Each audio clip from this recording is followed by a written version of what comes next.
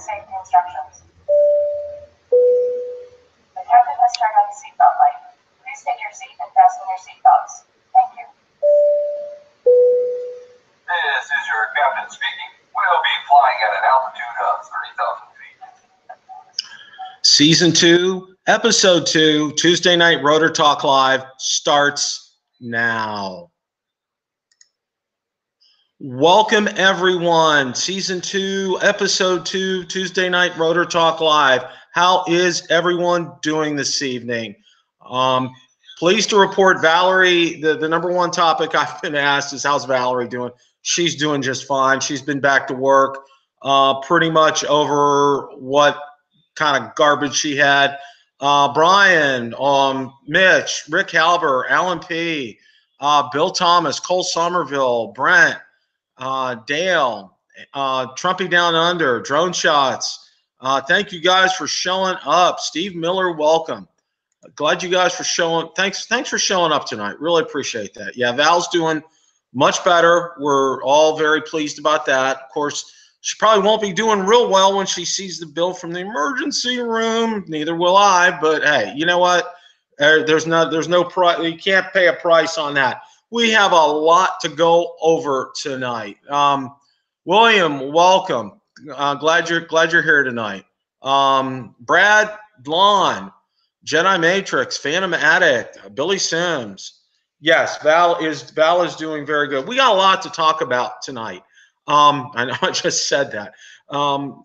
First of all, I'm gonna probably a lot of you know that Heath Lawrence, who was a huge in the drone community, was a huge Autel fan, recently passed away. He was 45 years old, and I'm gonna throw up a slide on the screen here. Let's go ahead and do that here. So hang on just a second if I can figure this out, because I'm using Internet Explorer here. Okay, I think I got it now. Let's see. I should be sharing my screen now. All right, I am doing that. Number one, there's a GoFundMe for Heath.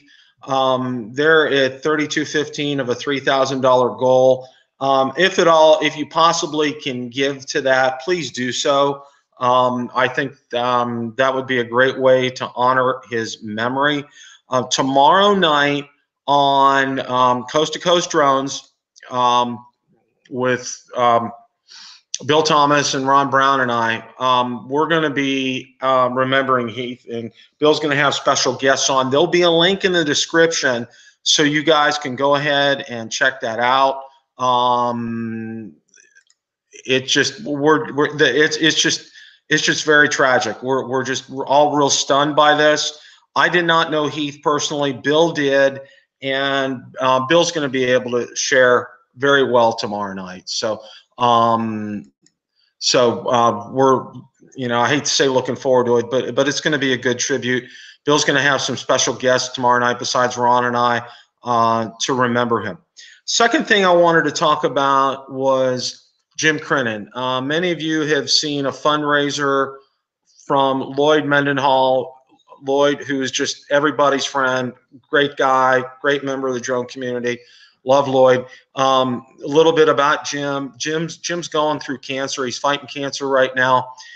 He had been working a 72-hour-a-week job as a plumber, trying to make ends meet and paying bills, all the while fighting cancer, and he was let go from his position. So there's a GoFundMe for Jim as well. Appreciate it if you guys can think about it and be able to give to him. I know it would mean a lot for him. He's going through an awful lot right now, and I can't say enough how you guys stepped up to the plate for art. Love to see you guys step up to the plate for Jim as well too. I think that would be absolutely fantastic. And there's a link in the description for that. You're welcome, Bill. Oh, soup for Val. Okay, Alan P., thank you so much for that.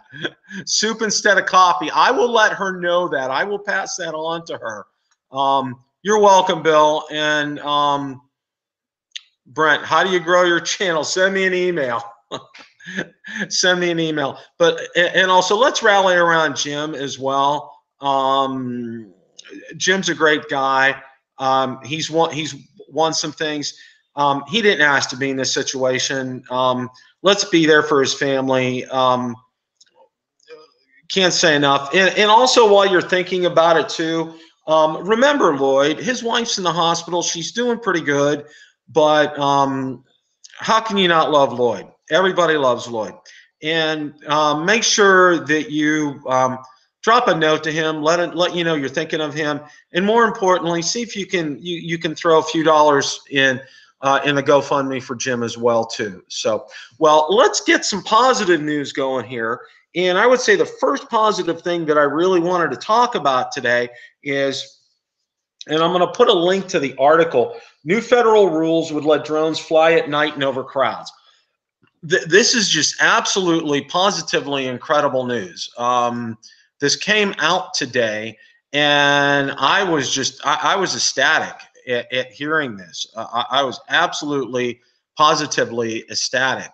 And it's fantastic news. So what I'm going to do is get the article up here, and I'm trying to find it right now.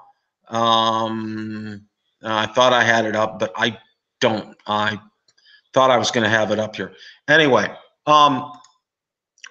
what the article says, okay, I'm going to read you some excerpts from it. The FAA proposal would allow people to operate drones at night without special permission from the agency, provided the operators get extra training and that the drone has lights that are visible from 3 miles away.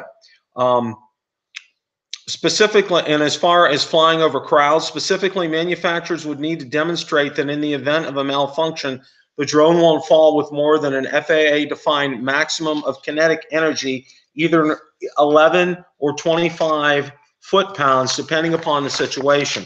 I'm going to continue here just a little bit, and there's going to be, I'm going to put a link to this in the description. And sorry to be reading this, but I wanted to state these accurately.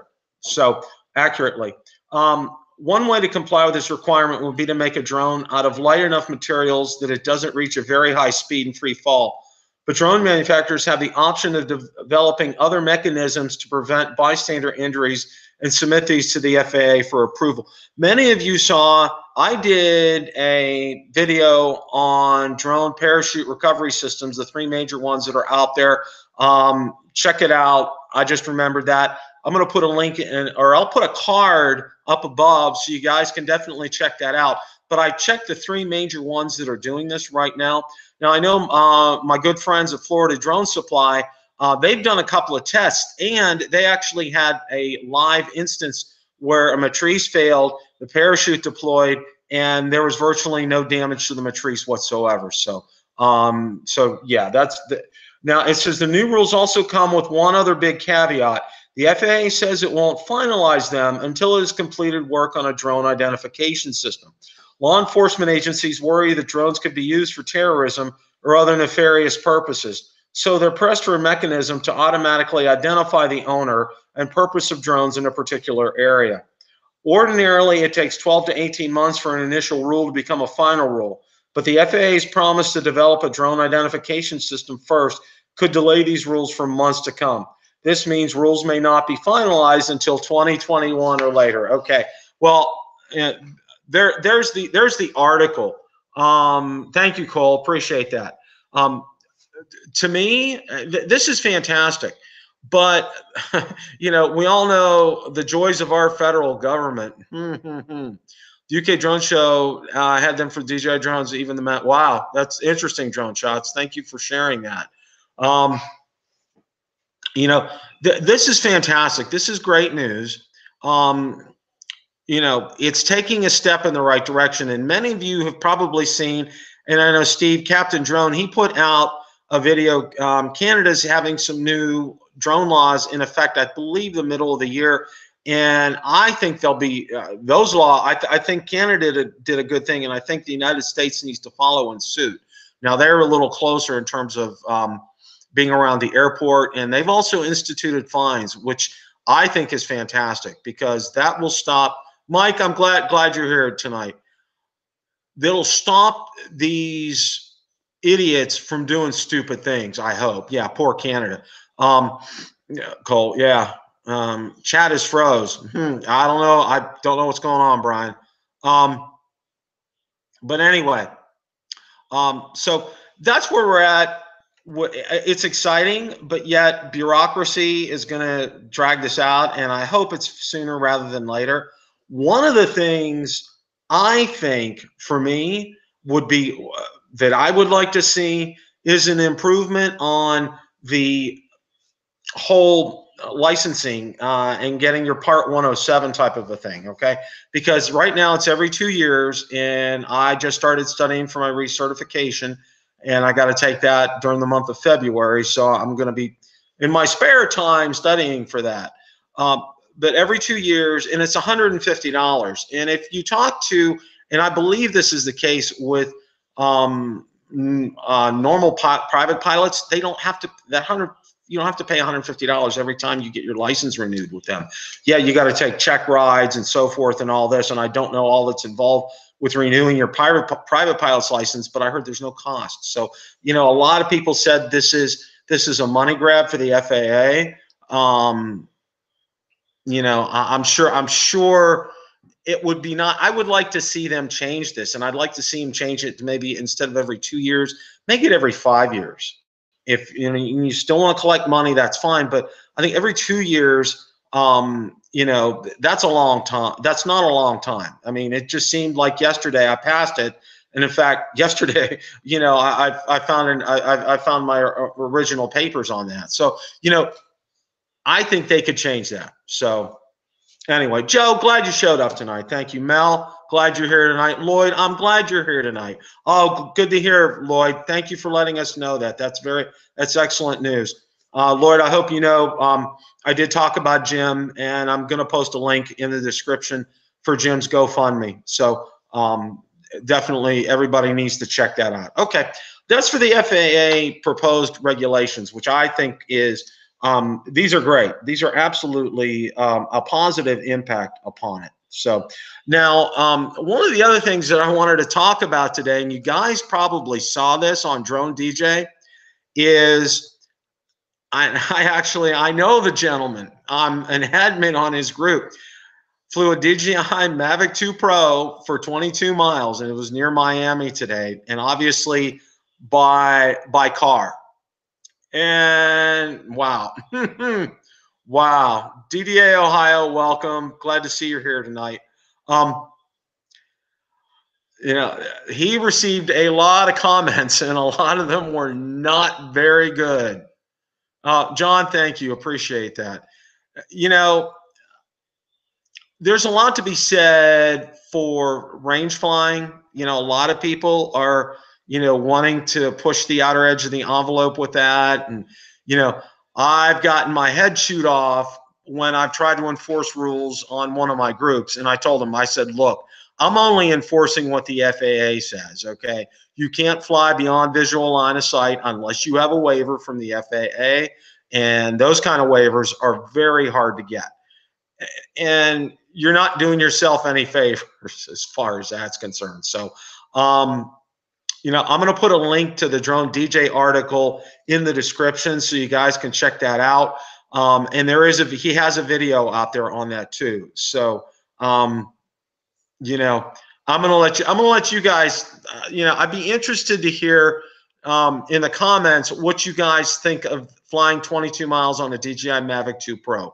Let me know in the comments tonight. So, Peter, glad you're here tonight. Thanks for showing up. I mean, that's where we're at. Going to get to a good topic here, and the Mavic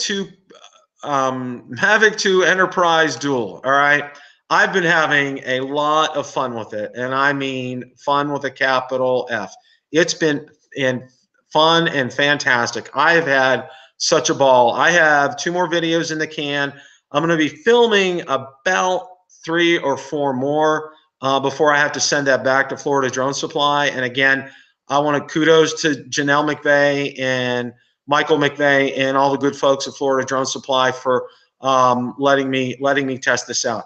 One of the things I wanted to talk about, and this was brought up by my good friend and one of the co-hosts of Bucket List Boys, Ron Brown, he was asking me about the difference in the camera between the Mavic 2 Enterprise and the Mavic 2 Enterprise Dual. And basically what I was telling him was the one in the Mavic 2 Enterprise, and Brian, correct me if I'm wrong, you probably can answer this as well too.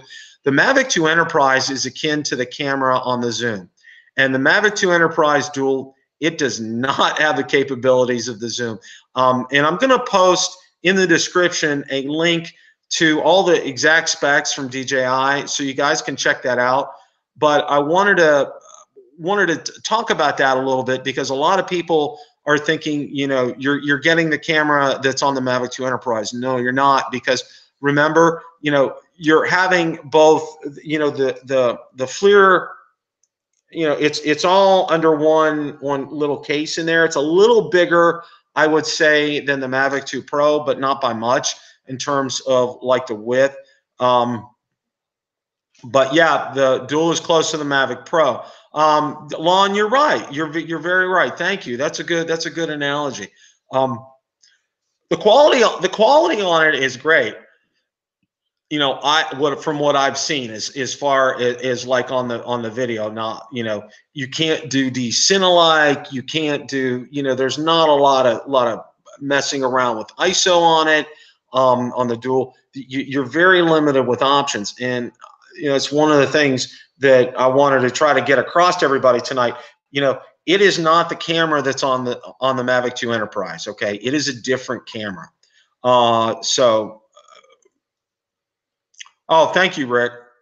So it's a different camera, and I wanted to make sure that everybody kind of understood that. Now, one of the, you know, I can tell you, talk about the radiometric part of the thermal. Yeah, Brian, you know, that's a good point. Now, I haven't done, you know, one of the things that I did do on my first test, when I went ahead and did it during the day, is now, as far as you know, what I did, I tested the temperature on it, and what I did was I went to the window, I went to the hot tub, I went to the roof, and the real interesting part was getting the temperature between the shaded part of the ground and the sunny part of the ground. You could see a tremendous difference with that. You know, that's one of the things that I thought was very interesting. It was very apparent with that.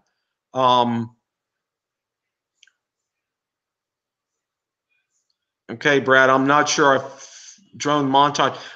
Yeah, Brad, I'm going to be upgrading the software here. Currently, I use Google Hangouts, and that's very old software. I'm going to be upgrading shortly. You know, that's one of the things. I am extremely busy right now. I'm trying to get my new computer set up. I'm trying to get my new room set up, and I'm trying to study for my Part 107, and also trying to get a website together. So I've got a lot on my plate. But yeah, I'm looking to try to do that as well. I wanted to get some videos like that together. So Cole, that's an interesting question as far as the heated batteries are concerned. All you got to, you know, I pressed it and held it on, and it preheats the battery for you. Now, it's very interesting because, you know, it kind of felt like it was heated when I had it outside. Of course, you know, we're here in Florida, and you know what it's like here. And I've had instances where, you know, when I brought the drone in, that I've had to let the battery cool down almost an hour before I could charge it back up, because it's been so warm out here. Yeah, that DDA Ohio, that's a good point. You know, one of the things that I wanted to say was, you know, I have received so many great suggestions about what I can do. I'm very limited with the time frame that I have with this, because I do have to get this back to Florida Drone Supply. So I want to let you know, I appreciate each and every one of your suggestions. You know, it's just I just don't have the time to get all of them in. Like I said, I got 2 more videos in the pipeline. I've got another 3 after that I'm going to film, and then I'm going to be getting the drone back to Florida Drone Supply. So that's where we're at with that. Yeah, that's a good point, Brian. That's a very good point. You know, showing the temperature of the batteries. I think that's fantastic. You know, this and Brian can speak to this as well too. You know, this is not, and one of the things, you know, I initially got some comments on was how poor the image was. Remember, the image on this camera is 160 by 120. Now that's, you know, anyone, that is not a good resolution on a camera. All right, that is not going to cut it. That is not something that will, you know, you're not, it's not a quality image. But the idea is when, you know, when it's on pure thermal, and then you have the camera, and then you have the mix, okay? And when you have the MFX, I believe is what it's called on there, that's fantastic. And you get to see outlines and shapes of things. And you can, it's easily identifiable. I'll answer you in a minute, Paul.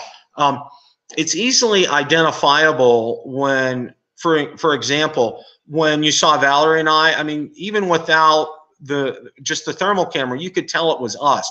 And I think in terms of search and rescue, first responders, that type of thing, I think it'll be easy to do that. Now, I've had some questions about how close do you need to be to that. Brian, do you have it?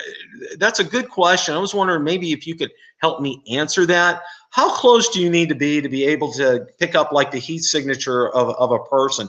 You know, is it 100 feet? Is it 50 feet? Or can it be farther away? So let me know if you have that. I would really have a great idea. So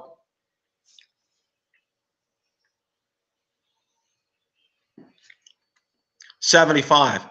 Okay, that's great. That's great, Brian. Brian said it's 75 feet. So, you know, one of the things that I think is interesting is, you know, this will definitely prove to be a lifesaver for police departments for sure. I definitely believe that, and for first responders. You know, as far as that's concerned. Now, what I wanted to do was go over, you know, radiometrics, okay, relating to using or measured by a radiometer, over to relating the measurement of okay, I'm trying to get you guys a good definition here. Okay, an instrument for demonstrating a transformation of radiant energy into mechanical work consisting of an exhausted glass vessel containing vanes that revolve about an axis when exposed to light, okay? Talking about a radiometer, okay? I'm trying to get you guys a definition here. So radiometry is a set of techniques for measuring electromagnetic radiation, including visible light. Radiometric techniques in optics characterize the distribution of the radiation's power in space, as opposed to photometric techniques, which characterize the light's interaction with the human eye. In other words, you know, it's based on radioactivity. Now, our bodies give off some of this radioactivity. Anything that's a heat source is going to give that off. So that's what it means by radiometric. No, thank you, Mel.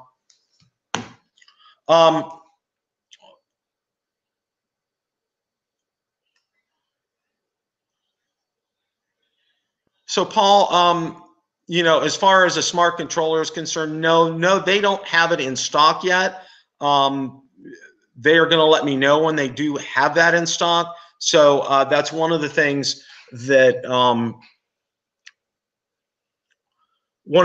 looking forward to getting an opportunity to test will be the new controller. Now, one of the things I can say is it will be ideal with the dual. I think it's fantastic. I think it's something that would be excellent as far as being able to get up in the air. Now, you probably saw the video on the new smart controller and how quick you're able to get your Mavic 2 up in the air. And in terms of a life-saving situation, I think this would be absolutely fantastic. That's one of the things that I think would be great as far as that's concerned. You know,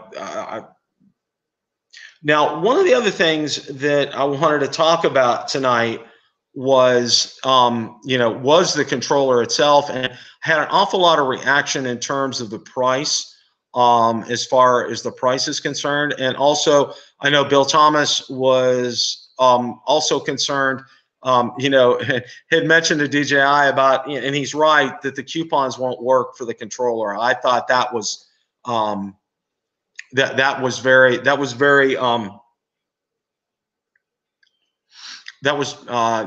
not good on DJI's part, for sure. I would say that. Yeah, can't even get in, you know, because of the government shutdown. Well, you know, it's supposedly it hasn't been approved by the FCC, but I'm hearing like the 22nd to 25th kind of a thing. Yeah, yeah, Paul, it would be a great package to have those two together as far as that's concerned. That would be absolutely fantastic.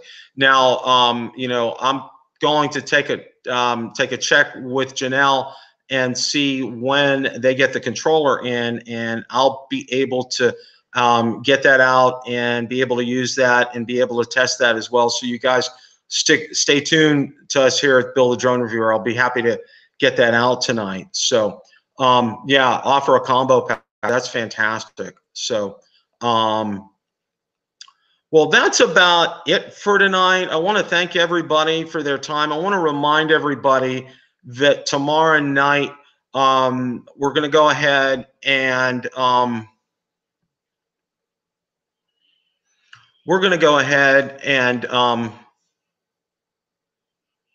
be on Bill's show tomorrow night on Coast to Coast Drones with a wonderful tribute to Heath Lawrence. Don't forget about that. Don't forget about Jim Crinan and being able to donate to his GoFundMe set up by Lloyd Mendenhall. And Lloyd, we're very happy to see hear that your wife Judy's home. That's excellent news. Also wanted to pass on, you know, Valerie's doing well. Thank you for that. Gonna post a link to an article regarding the new proposed FAA regulations. That'll be down there or not. Rick, I don't know, but I will be getting it to test. I'll drop a link to the article down there. Also, you know, have a link to the article regarding the 22-mile flight here in South Florida, and also the specs to the Mavic 2 Enterprise. So thank you, G-Boy 185. I appreciate that. That's going to wrap it up for tonight. I want to thank everybody for showing up. Please remember to hit the like button on the way out. Also, want to make sure that you guys check out Coast to Coast Drones tomorrow night with Bill Thomas, Ron Brown, and myself, and some special guests as we remember Heath Lawrence. And it's a huge loss for the drone community. So thank you guys so much. I will see you guys next week. Take care.